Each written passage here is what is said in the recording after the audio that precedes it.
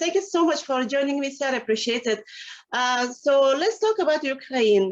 Recently, General Austin says that the goal for the U.S. supporting Ukraine is weakening Russia, so it doesn't attack any other country in the region. So tell me about what is it really that the U.S. is supporting the Ukraine against Russia?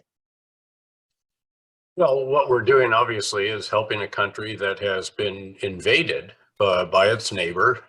It did not provoke this. There was no cause for this. So it was an unprovoked invasion of a democratically run country by one that clearly is not.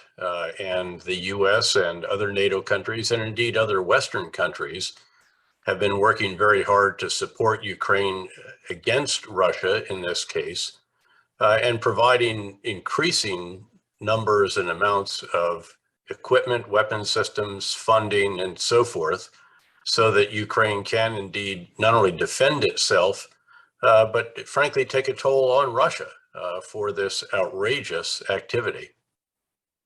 US and NATO is sending arms and supporting military in Ukraine to fight Russia's aggression. Don't you think this will really revoke any kind of direct conflict between US and Russia? Well, the US President, the Secretary General of NATO, and other major country leaders have all been very clear that they do not want to engage in a direct confrontation with Russia. What they want to do is support the country that has been invaded by Russia, that being Ukraine, of course. And they've been quite careful in this. The US has pushed back against calls for a no-fly zone that would have put US aircraft and Russian aircraft in the same airspace. And the result of that most likely would have been Russian aircraft shot down and also Russian air defenses on the ground taken out. That would be seen perhaps as, again, widening the war, directly confronting Russia, again, needlessly provocative. And so they have decided against that. They've also decided against some other actions that might have been taken. But what has been done is very, very substantial. And the package that US President Biden just put forward to Congress for $33 billion additional dollars for all kinds of assistance, running the gamut from very substantial military weapon systems, supplies, ammunition, other equipment and vehicles, to economic assistance in a variety of different ways. And then, of course, along with all of this, are the very, very substantial sanctions on the Russian economy, financial system, Putin's inner circle, and the actions that are being taken by the business community, with well over 700 companies in Russia having shut down entirely or reducing their activities in Russia. And then on top of that, of course, you have the well over 300,000 Russian citizens who have decided they no longer can live in a country that has become an international pariah, and they have left. And that includes many of Russia's best and brightest, the people that can least afford to lose. A country that already suffers from a demographic downturn, and now that is being exacerbated by the loss of some of its most talented citizens.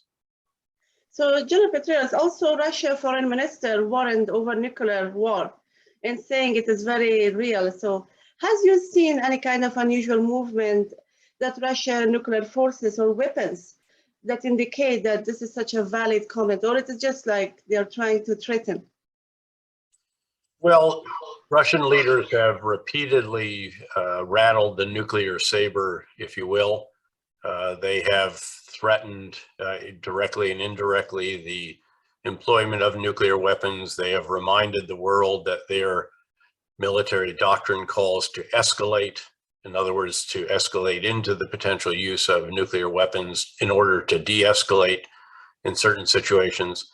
But despite all that, I think the general assessment is that Russia is not going to cross that very, very significant threshold. They've already turned a very considerable amount of the world against them, but there are those who have abstained from voting in the UN General Assembly or actually voted with them.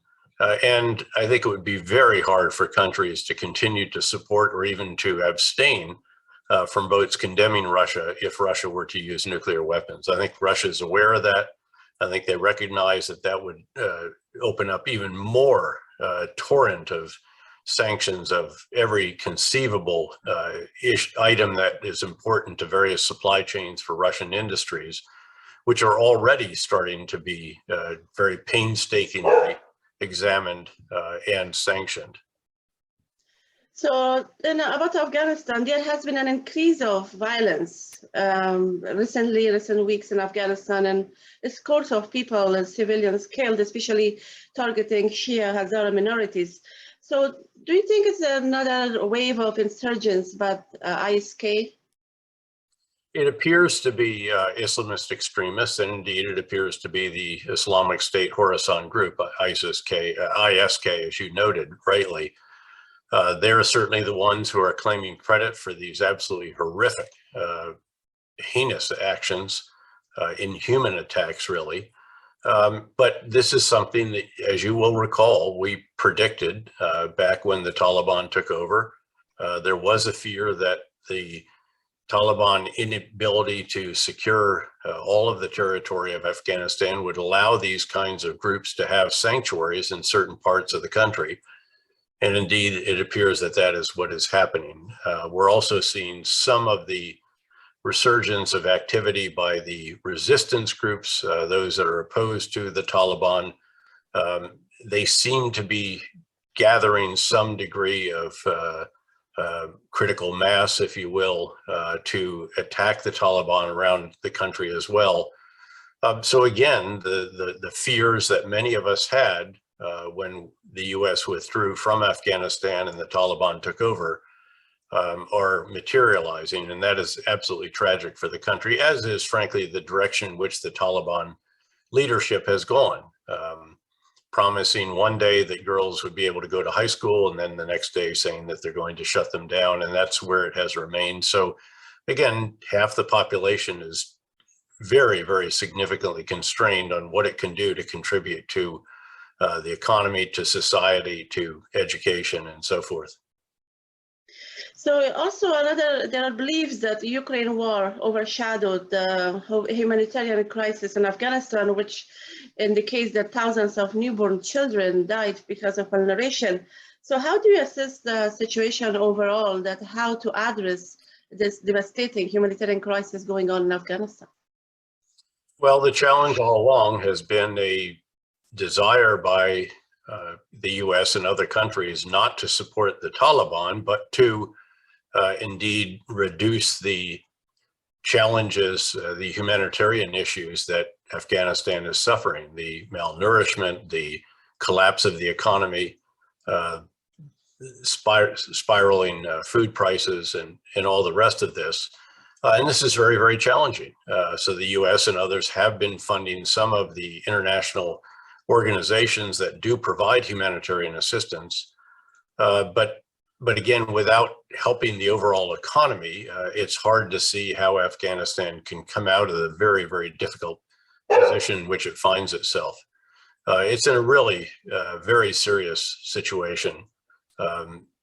35 to 40 million people who are sliding into poverty, frankly, sliding into a situation that just was not the case when the previous government was in power, however imperfect it may have been. So US paying closer attention to Ukraine and sending aid, as you mentioned, also that $33 billion already proposed at the Congress. So do you think that Afghanistan is a forgotten subject in Washington? I don't think it's forgotten, but I do think it's overshadowed by what is going on in Ukraine. There are also some other issues around the world that certainly are seen as more important. So I think that that's the challenge, and there's only so much bandwidth, so much capacity to see to different endeavors around the world, and the enormous effort being expended to assist Ukraine in ways across the board, across the spectrum of activity, certainly are taking what might have been some of the focus from issues like those in Afghanistan and some other places around the world as well. So the recent report by DoD indicates that about 7 billion worth of army military equipment left behind in Afghanistan at the hands of the Taliban. And there are serious concerns about that there was a report on International Center of Terrorism that Taliban are trying to sell these weapons and just create revenue and run their government. How serious is that threat if these weapons fall in the hand of enemy? I don't think this is as serious as it sounds. It certainly is of concern. There are certainly some weapon systems, and there's certainly ammunition, other supplies that are still in usable condition. But I seriously doubt that the aircraft are in good shape. I doubt that most of the vehicles are in good shape because, of course, they don't have the spare parts and so forth, nor even the mechanical know-how to keep them flying, keep them driving, keep them operating. So again, I think this is an issue that is worthy of concern. There are certain systems, perhaps, that might be among them about which we should be particularly concerned. And we need to track those and make sure that they don't get into the wrong hands. But by and large, the major end items, again, the aircraft and the major vehicles, I don't think you're going to find all that useful to other groups, nor that the other groups will actually have the money to even purchase them, much less operate them.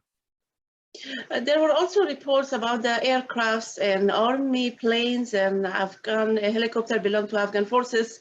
They were brought into safety to Tajikistan and Uzbekistan. And now Taliban were asking for those, but Uzbekistan is saying it belongs to the US. What do you think what will happen with these airplanes left in Uzbekistan and Tajikistan? Who will decide about that? Well, I think for the time being, the countries in which they're located are going to make the decisions, and they ought to keep their hands on them. I don't think that they want to enable the Taliban.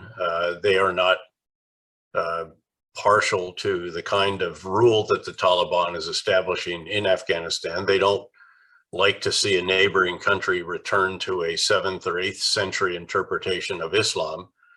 And so in that case, they should not return those weapons to Afghanistan, regardless of who it is that technically owns them at this point in time. So what is your take on Afghan National Resistance Front? That you mentioned a little bit that there is resistance in some, I think, scattered fighting in different parts of Afghanistan. What is your thoughts about it? How serious it is? Can they really challenge the leadership of the Taliban?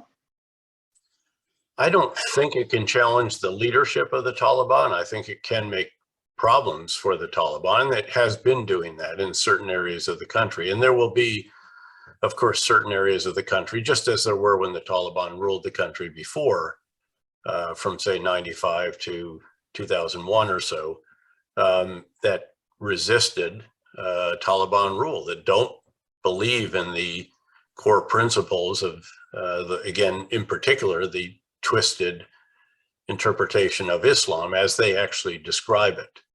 And so if you have that kind of difference, and then there obviously are also ethnic and sectarian differences in some cases as well, then you're going to have continued resistance.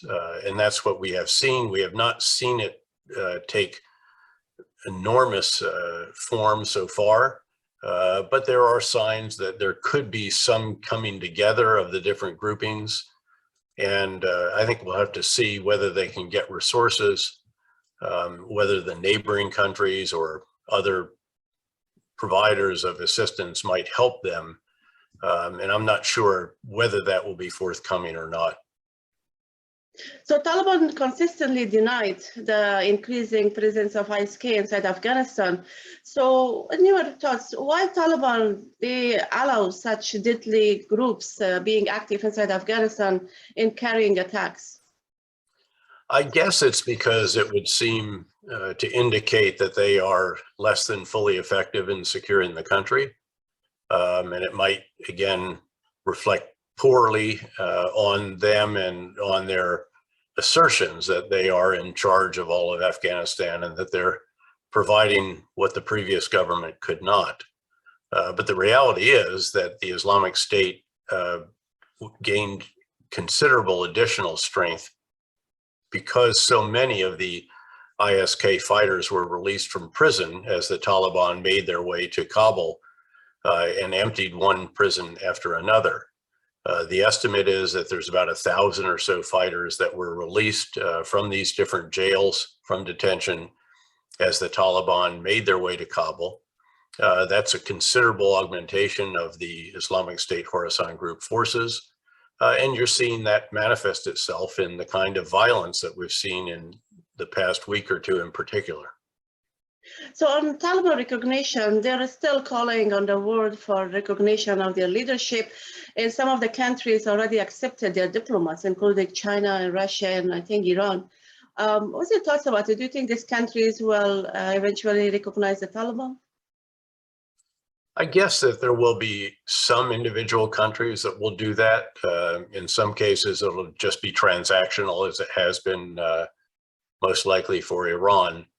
But I don't think that you're going to see the major countries jump at the chance of recognizing the Taliban. The tragedy there, of course, is that without US diplomatic presence in Kabul, it's very, very difficult to meet our obligation to those that we left behind, the 40 or 50,000 or so who have earned or are very near to earning special immigrant visas because they served for 2 or more years on the ground with our men and women in uniform as battlefield interpreters, and then their family members. And there are at least that many left behind. And of course, the flow from Afghanistan of these individuals and of others who are in, whose safety is in jeopardy because of their activities under the previous government, it's really been a trickle. So without that kind of representation, it's just very hard. We're working through the Qataris and others who have relations with the Afghan government of the Taliban now. Other such individuals are making their way to Pakistan and other countries and filing for asylum, but that's a long process that takes at least a year. And in the meantime, those individuals have to survive. So tragically, many of those who served most valiantly really with the previous government and various positions in the military and intelligence services, in addition to those who were the battlefield interpreters, their lives and the lives of their family members are in jeopardy. And we have not done all that we should have done, frankly, to get them out of harm's way. My hope is that we will be able to gradually increase the flow of individuals out of Afghanistan to either third countries or the United States. So last question, sir. Your thoughts on human rights and women's rights, and as Taliban promised to reopen the schools, they haven't. In human rights, there are so many harsh reporting on media being under siege. Also, former military members has been targeted and killed and silenced. What has to be done on U.S. part to really, or the international world to make the Taliban really pressure them to respect the universal rights of civilians? Well, the United States is pressuring them, as are other countries. The Taliban seem pretty impervious to the pressure. They seem very unconcerned about the fact that the Afghan economy has totally collapsed. Economic opportunities are very, very rare. Individuals who had thriving companies and jobs and so forth have seen those evaporate. And certainly life is very, very tough, again, for that 50% of the population that is female. And then also for those who are in the media or a variety of different economic endeavors that get them crosswise with the Taliban. So the situation is very grim. The U.S. has conveyed repeatedly its concern, its displeasure about some of these different practices. But so far, the Taliban have really not done much to assuage the concerns. If anything, in fact, they have reneged on what they promised to do and on other expectations.